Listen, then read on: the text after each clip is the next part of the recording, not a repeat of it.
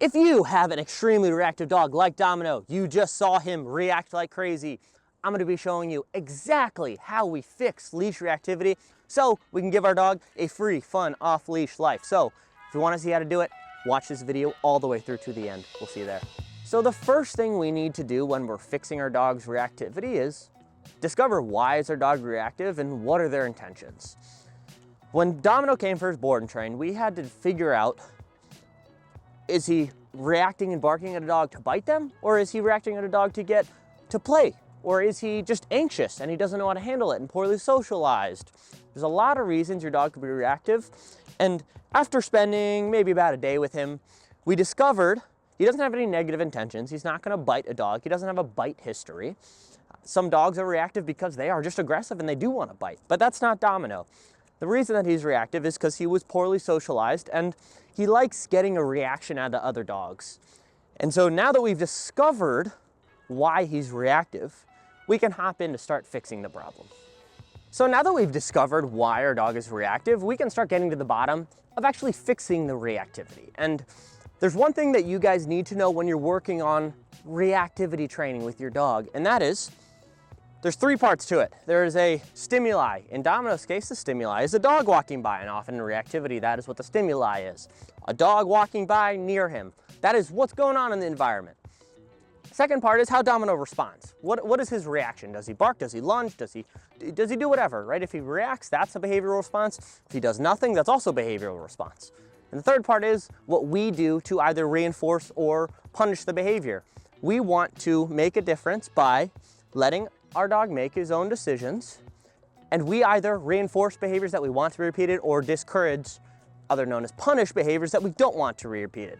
And this works 100% of the time if you do it properly. It takes proper corrections, takes a lot of training, weeks and weeks of training, but if done properly, it works 100% of the time no matter how bad the dog's reactivity is, which is a lot of trainers can't say that they can fix 100% of dogs' reactivity, and I promise you if you do it right, you can. All right, so let's hop into actual training. The first thing that we do with our reactive dog is we don't go and work on all this obedience. We don't teach him anything. We might teach him a loose leash, walk, and a heel, but that's it. We let Domino, we hook him up to a prong collar, and we let him go out and make his own decisions. We bring him into areas that there are the stimuli that causes him to react, and we want to add our punishment or our reinforcer to it. So we got treats, we got kibble, whatever your dog might like, high value, high reward. And I don't put Domino into a heel. All we do is we walk around, we have a little bit of distance between us and the stimuli, which are the dogs, and we let Domino make his own decision. If he gets worked up, we are going to correct him. And the correction level has to be the right level that we get his attention for him to just look at us. There are some examples that I can give you of a correction that is too low. Domino here is a very powerful dog and needs some heavy corrections. And so if all we're doing is popping and he's not looking at us, I know, good boy. He's not looking at us, he's going to just keep fighting through the correction, and it's not going to do anything. It's going to teach him actually to fight through it. We want the correction level to be enough where he stops and pays attention to us. That's all we want. Good boy. When we have that proper correction level, if we give a timely correction with the right correction level, we can get our dog off, and then after that, we fill the void behind a correction with good, positive behavior and reinforcement, showing a dog exactly what we want our dog to do. We're gonna work on this for a week or two. At least here, we're working with dogs a lot. This is probably a week or two of just training. This is most of what we're doing. We find places where our dog is gonna react, we bring our dog to it to actually work with our dog on the behavior.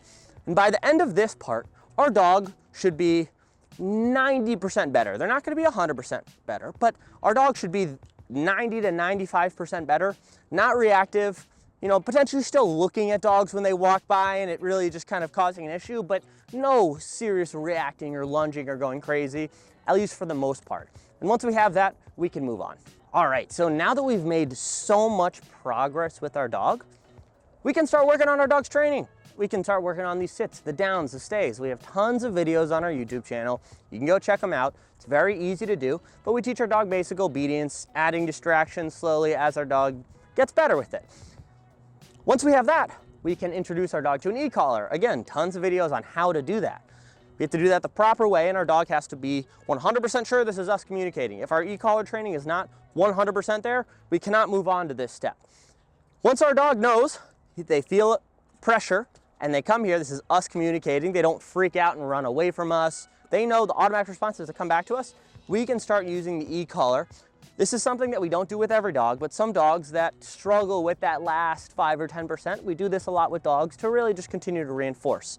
And we can now, because our dog is e-collar trained, we can now give them more freedom in their life. We can allow them to run around off leash and recall them in situations and places that are safe for that to happen.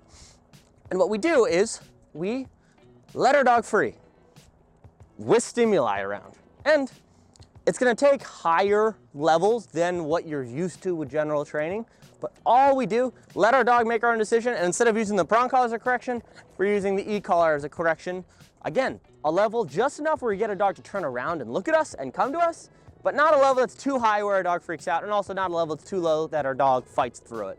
It's the same exact pressure level, but this is just a correction with no direction, and the prong collar is a correction with direction, which is a very different feeling for your dog. And so that's why we always start off and see if we can fix the reactivity with just the prong collar alone. But let's walk around and we'll find some dogs, and I'll show you exactly what we do. We are out here in a field. We just had Domino running around a little bit, and we have a dog coming by.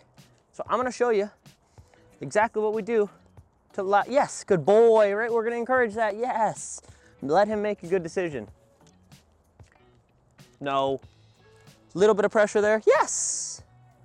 Yes, good Dom. No, pressure, yes. Good boy.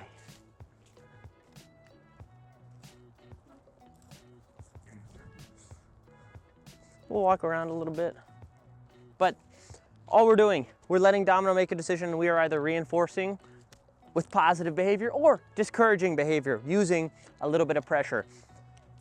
What we do is we keep continuing to practice this, get closer, as we did with the reactivity with the prong collar, and we're just doing the same thing with an e-collar, allowing our dog to make decisions on their own. And before you know it, you are going to be right next to dogs, walking with your dog be totally fine, and having two options. One, correction on a prong collar, or a correction with no direction with an e-collar. So now that we have fixed our dog's reactivity, all we're going to do in the future is continue to generalize commands, generalize obedience, and generalize the lack of reactivity. We're gonna put our dog in different situations, push them further and further every day, and continue to improve on their training, because training is never, ever done, but our dog can live a so much more happy life, a so much more exciting, engaging life, and they don't have to be reactive and stressed out about what's going on. So if you like videos like this, if you wanna fix your dog's reactivity, make sure you hit the like button, that's awesome. And also, it's free to subscribe, it really helps out the channel. Please hit the subscribe button, and we'll see you in the next one.